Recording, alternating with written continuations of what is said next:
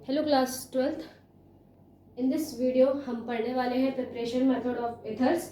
इसके प्रीवियस हमने कवर किया है जो केमिकल रिएक्शंस या केमिकल प्रिपरेशन मेथड्स थे या प्रिपरेशन मेथड्स या नोमेनक्लेचर थे। आप एल्कोहल, फिनॉल्स एंड इथर्स तीनों को हमने कंप्लीट किया। तो अगर आपको इथर्स की नोमेनक्लेचर या जो स्टार्टिंग का पोर्शन है क्लासिफिकेशन वगैरह वो देखना है तो आप वहाँ जो प्रीवियस वीडियो उसमें मैंने इसको डिस्कस किया हुआ है। आज हम यहाँ पे प्रिपरेशन मेथड स्टार्ट करने वाले। वन मोर एक कॉन्सेप्ट और था हमारी बुक में जिसमें कुछ इंपॉर्टेंस बताई गई थी एल्कोहल्स की, जैसे मेथनॉल और एथेनॉल। उसमें ऐसे कुछ टफ नहीं है, बहुत इजी है। आप बुक से एक बार उससे रीड करके देख सकते हैं। कॉमर्शियली कहाँ कहाँ हम उन्हें यूज़ कर सकते हैं वो चीज़ें बताई गई हैं। सो हम यहाँ पे जो मेनली रिएक्शन वाला पोर्शन है उसे कवर कर रहे हैं। तो हम आज यहाँ पे स्टार्ट कर रहे हैं प्रिपरेशन ऑफ एथर्स। तो प्रिपरेशन मेथड में जो फर्स्ट रिएक्शन है वो है डिहाइड्रेशन ऑफ एल्कोहल्स। हमें यहाँ पे अल्कोहल का डिहाइड्रेशन करना है।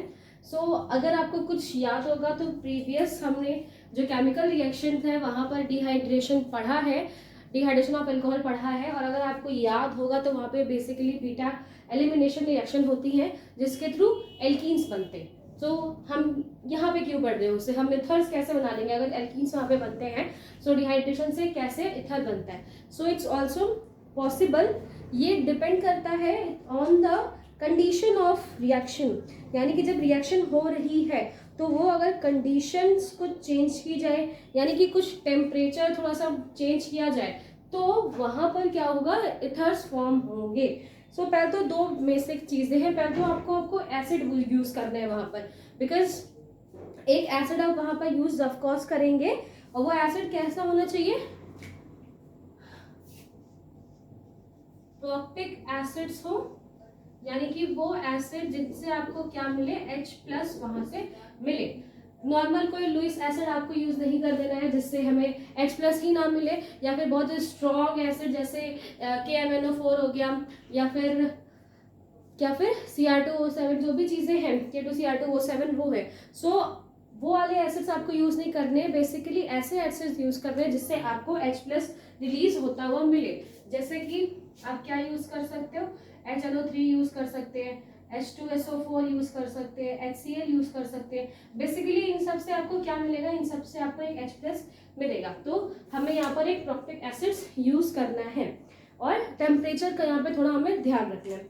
सो फर्स्ट अगर रिएक्शन हो रही है और हमने वो रिएक्शन करवाई विथ H2SO4। तो जैसे कि हमने यहाँ पर अल्कोहल लिया हुआ है CH3CH2OL अल्कोहल हमने लिया है यहाँ पर, और इस अल्कोहल को हम ट्रीट करवा रहे हैं विथ H2SO4। ठीक है, हम यहाँ पे इसे ट्रीट करवा रहे हैं विथ H2SO4। ये मैंने दो चीजें इसलिए बताई क्योंकि अभी तक जो मैं बोल रही थी उसमें मैंने ये बोला कि टेम्परेचर का फर्क पड़ता है। अगर टेम्परेचर अलग हो तो कुछ अलग, दो अलग तरीके की यहाँ पे चीजें बन सकती हैं। तो फर्स्ट हमने इसको दो तरीके में लिखा है।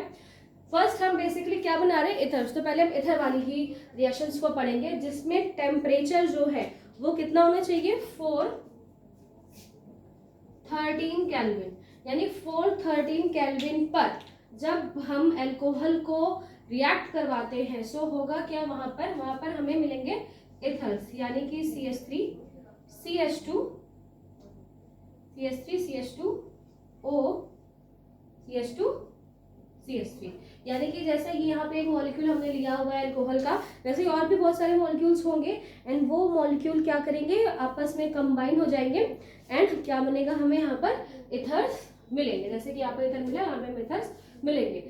बट अगर वही क्या हुआ कि टेम्परेचर कंट्रोल में नहीं रहा या फिर टेम्परेचर बाय सम रीजन बढ़ जाता है, इंक्रीज हो जाता है। अगर टेम्परेचर इंक्रीज हो गया, कितना इंक्रीज हो जाए, 443 केल्विन। अगर टेम्परेचर 443 केल्विन हो गया सो वहां पर ये प्रोसेस नहीं होगी, यानी कि वहां पर जो इथर फॉर्म्स हो रहे हैं वो नहीं होंगे, बल्कि बीटा एलिमिनेशन प्रोसेस हो जाएगी। बीटा एलिमिनेशन प्रोसेस आपको याद होगी कि यहाँ पे दो कार्बन है। सो फर्स्ट कार्बन जिससे OH ग्रुप अटैच होता है वो आपका अल्फा कार्बन है एंड नेक्स्ट कार्बन क्या होता है, beta carbon. So alpha carbon से आपका OH ग्रुप निकल जाएगा और बीटा कार्बन से एक H रिलीज हो जाएगा यहाँ पे, और वाटर के फॉर्म में वो रिलीज हो जाएंगे और हमें क्या मिलेगा, एक एल्कीन मिलेगा, यानी CH2 डबल बॉन्ड CH2। ठीक है, ये रिएक्शन आपने अभी प्रीवियस ही अल्कोहल के केमिकल रिएक्शन में पढ़ी होगी, डिहाइड्रेशन, जहाँ पे उसको हमने H2SO4 के साथ ही ट्रीट किया था एट 443 केल्विन पे, तो आपको वहाँ पर एल्कीन्स मिला था बिकॉज वहाँ पे बीटा एलिमिनेशन रिएक्शन हो रही थी।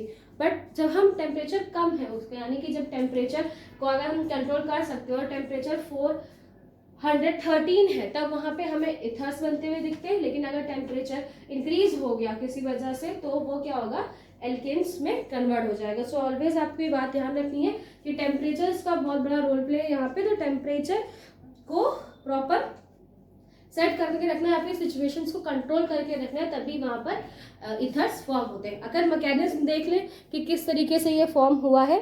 सो इन फर्स्ट स्टेप क्या होगा, फर्स्ट स्टेप में मैंने यहाँ पर मैकेनिज्म कर रहे हैं, और मैकेनिज्म के जो फर्स्ट स्टेप है उसमें पहले जो एल्कोहल जैसे मैंने लिखा हुआ था वो एल्कोहल है यहाँ पर, और एक H+ आएगा। H+ कहाँ से आएगा, जो हमने H2SO4 यूज़ किया, या फिर जो एक प्रॉक्टिक एसिड हम इसीलिए यूज़ कर रहे थे ताकि वहाँ से H+ रिलीज हो, तो वो H+ यहाँ पर आएगा। और वो ऑफकोर्स किसके पास जाएगा रिएक्ट करने के लिए, ऐड होने के लिए, ऑफकोर्स वो कहाँ पे जाएगा, ऑक्सीजन के पास। ये तो बहुत बार हम देख चुके हैं, बहुत सारी मैकेनिज्म में ऐसा होता है कि H+ है वो जाके ऑक्सीजन से अटैच होते हैं। तो जब ये ऑक्सीजन से यहाँ पर अटैच होगा, सो ऑक्सीजन को क्या करना पड़ेगा, बिकॉज यहाँ इलेक्ट्रॉन्स नहीं है इसके पास, H+ है, यहाँ पे कोई इलेक्ट्रॉन नहीं है, सो ऑक्सीजन उसके साथ अपना एक इलेक्ट्रॉन शेयर करेगा और वहां पर हाइड्रोजन क्या हो जाएगा, अटैच हो जाएगा। सो क्या बनेगा यहाँ पर, CH3 CH2O और एक H यहाँ पर आके अटैच हो गया, एक लोन पेयर है इसके पास, बिकॉज एक H को अटैच करने के लिए उसने वो लोन पेयर को वापस शेयर किया, एक इलेक्ट्रॉन्स को वापस शेयर किए। इसमें जो इलेक्ट्रॉन्स है यानी कि जो शेयरिंग हुई है उसमें एक तो खुद का है, ऑक्सीजन का खुद का है, दूसरा जो उसने अपनी हाइड्रोजन को दिया।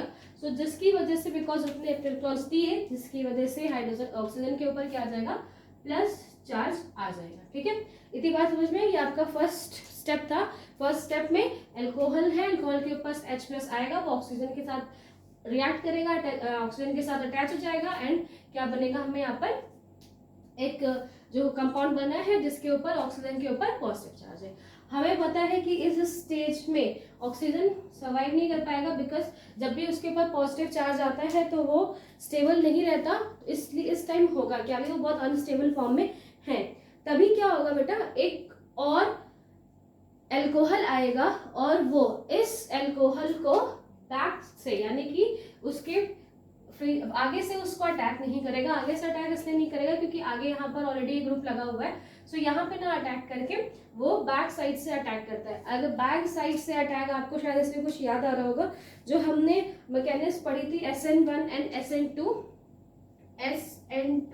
मैकेनिज्म, अगर आपको याद हो। सो SN2 मैकेनिज्म में भी क्या होता है, बिकॉज जो भी कंपाउंड है जो अटैक करने के लिए आ रहा है वो आगे से फ्रंट साइड से अटैक नहीं कर पाता ड्यू टू सम रीजन, इसलिए वो बैक साइड से अटैक करता है, और बैक साइड से अटैक करेगा। सो क्या होगा वो हम देखते हैं इन अवर सेकेंड स्टेप। और यहाँ पर जो सब्स्टिट्यूशन हो रहा है वो कैसा है, बाइमोलिक्यूलर, यानी SN2 टाइप ऑफ सब्स्टिट्यूशन हो रहा है। ओके, सो जैसे मैंने अभी आपको बोला कि SN2 रिएक्शन है, मतलब जो भी नेक्स्ट मॉलिक्यूल आएगा वो फ्रंट से अटैक नहीं करेगा, बैक साइड से अटैक करता है।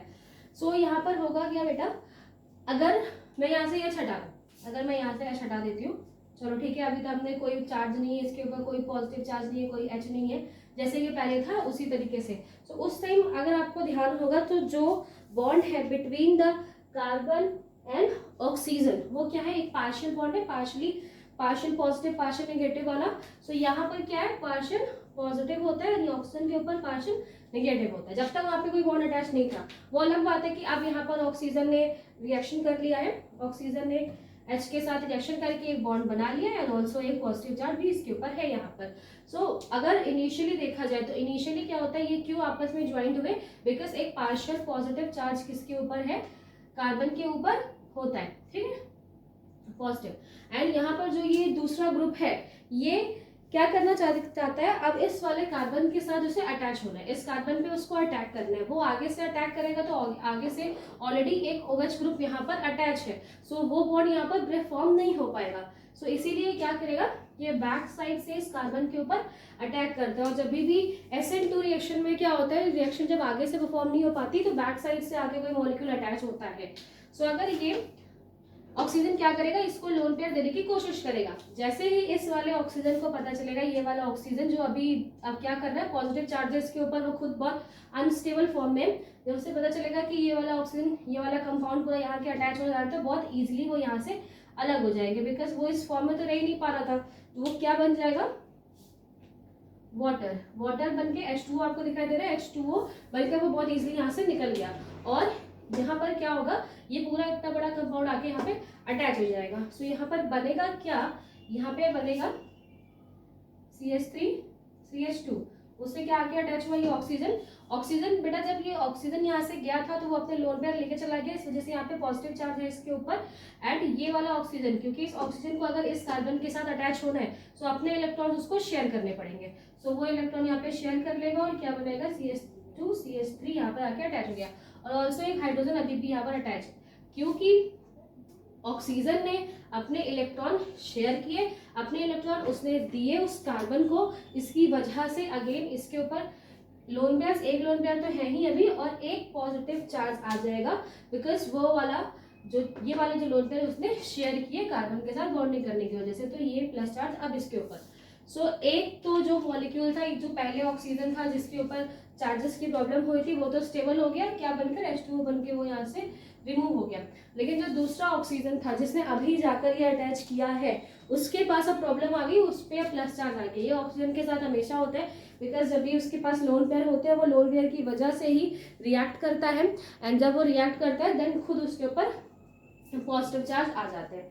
अब अगर आप ये देखिए यहाँ पर जो चीज आपको दिखाई दे रही है, इसमें ऑक्सीजन किससे बॉन्ड तोड़ेगा, ऑफ कोर्स वो हाइड्रोजन से तोड़ेगा बेटा। क्यों, बिकॉज देखा जाए तो ऑक्सीजन के इस तरफ एक लार्ज ग्रुप है जहां पर 2 कार्बन है, 5 हाइड्रोजन लगे हुए हैं, और इस तरफ भी एक कार्बन का बड़ा सा ग्रुप है और वहां पे 5 हाइड्रोजन लगे हुए हैं। सो एक स्ट्रॉन्ग ग्रुप उसके कंपैरिजन लगा हुआ है, उस इन दोनों के कंपैरिजन ये बहुत छोटा सा ग्रुप है, सो बहुत इजिली क्या करेगा, वो इसे ब्रेक कर लेगा। इन थर्ड स्टेप में क्या होगा, H से बॉन्ड ऑक्सीजन तोड़ लेगा और ईस्टर बन जाएंगे। सो इन थर्ड स्टेप अपने आप को स्टेबल करने के लिए ऑक्सीजन ये बॉन्ड हाइड्रोजन के साथ तोड़ लेगा, और जैसे ये बॉन्ड तोड़ेगा उसके लोन पेयर उसको सेटिस्फाइड कर देंगे, एंड फाइनली यहाँ पर क्या मिलेगा, इथर हमें मिल जाएगा। ठीक है, सो ये फर्स्ट आपने देखे विद देयर 2 लोन पेयर, जिसकी वजह से ये हमेशा परेशान होता है। सो यहाँ पर आपको इथर्स मिल गए, और ये पूरी मैकेनिज्म थी जिसमें फर्स्ट पहले क्या होगा कि जो हाइड्रोजन है यानी कि फोटोन जो H+ फॉर्म में होता है प्रोटॉन, वो आकर उससे अटैच होगा with their lone pair, positive charge आएगा, ये खुद अनस्टेबल फॉर्म में है, अनस्टेबल होने की वजह से इसके पीछे से बैक साइड से अगर कोई अल्कोहल आएगा और वो इस कार्बन के ऊपर अटैक करता है, ड्यू टू जब ऑक्सीजन और कार्बन मिलते हैं तो वहां पर इसके ऊपर पार्शियल पॉजिटिव पार्शियल नेगेटिव वाला होता है, इसीलिए कोई दूसरा अल्कोहल ग्रुप आएगा जिसमें ऑक्सीजन है तो वो इसी कार्बन के ऊपर अटैक करना चाहेगा। तो जब वो आके इस पे अटैक करेगा, और बिकॉज वो बैक साइड से अटैक करना है, इस वजह से यहाँ पे SN2 रिएक्शन परफॉर्म होती है। SN2 टाइप ऑफ रिएक्शन है जिसमें जैसे ही अटैक करेगा ये ऑक्सीजन इसको लीव करके चला जाएगा और ये पूरा का पूरा एटम यहाँ पे आके अटैच हो जाएगा। जैसे वो अटैच करेगा तो इस ऑक्सीजन के ऊपर पॉजिटिव चार्ज आएंगे, फिर से वो इस फॉर्म में नहीं रह पाएगा एंड वो हाइड्रोजन के साथ अपना बॉन्ड तोड़ देगा और फिर हमें क्या मिलेंगे, ईथर यहाँ पर मिलेंगे। तो ये फर्स्ट जो रिएक्शन थी जिससे हमें ईथर मिले। बट जो ये रिएक्शन है बेटा, ये मेनली यहाँ से क्या बनते हैं, मेनली यहाँ ऐसे ईथर्स बनते हैं जिनमें प्राइमरी एल्काइल ग्रुप होता है। जो एल्काइल ग्रुप है वो कैसा, प्राइमरी एल्काइल ग्रुप्स हो वहां पर।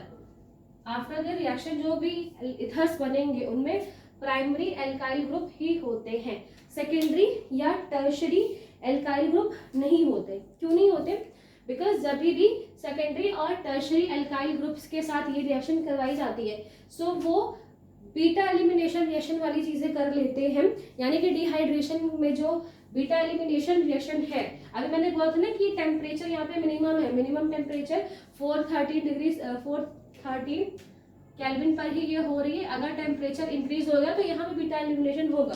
सो वहीं अगर हम सेकेंडरी की बात करें या टर्शरी की बात करें तो वहां पर क्या होता है, वहां पर बीटा एलिमिनेशन रिएक्शन ही हो रही होती है। क्यों होती है, पहले तो वहां पे जो पाथवे है वो SN1 होता है, वहां पर SN2 फॉलो नहीं होगा, वहां SN1 फॉलो होता है।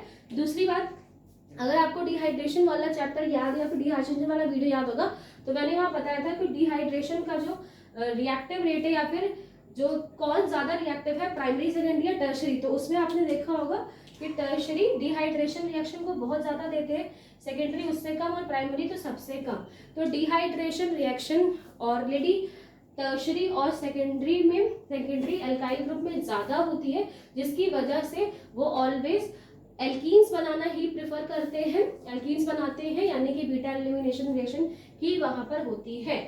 ये दोनों ही क्या करते हैं, इस तरह की रिएक्शंस के थ्रू क्या एथर्स नहीं बना सकते। हाँ, बट ऐसी कुछ प्रोसेसेस हैं जिनके थ्रू बनाया जा सकता है, बट वहाँ पे टेम्परेचर अलग है, प्रेशर अलग है, और ऑल्सो मैकेनिज्म वहाँ पे दूसरी है। सो वो आपको हायर क्लासेस में पढ़नी है, अभी हमें उन्हें यहाँ पर नहीं पढ़ना है। सो जितनी भी चीज़ें अभी यहाँ पर बताई गई हैं उनके अकॉर्डिंग यही है कि जो ये भी इस तरीके से अगर इथर्स बनेगा तो उसमें प्राइमरी एल्काइल ग्रुप्स होंगे, अगर जो भी इथर बनेगा उसमें प्राइमरी एल्काइल ग्रुप होंगे। सेकेंडरी टर्शरी में अगर आप ये रिएक्शन करवाओगे तो वहाँ पर बीटा एलिमिनेशन रिएक्शन हो जाएगी, जिसकी वजह से एल्कीन्स बन जाएंगे। एंड फर्दर जो भी रिएक्शन है वो आप हायर क्लासेस में पढ़ोगे, यहाँ तक आपको सिर्फ इतना ही पता होना चाहिए।